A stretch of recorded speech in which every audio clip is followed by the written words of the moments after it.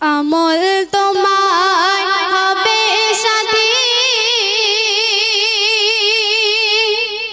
নামাজ তোমার ঘরের বাতি,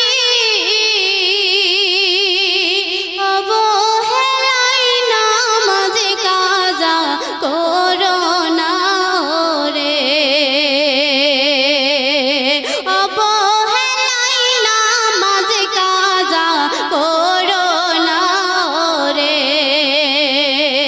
বলে গেলেন দয়ার নবী,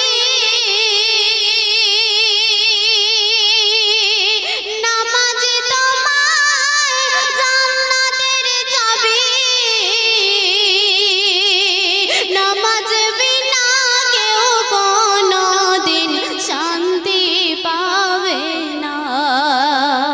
তারপর শুনুন, কবরেতে যাওয়ার পরে প্রশ্ন শুরু হবে,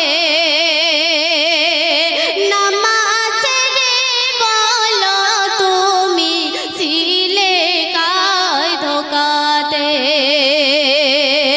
মারবে এমন জোরে জোরে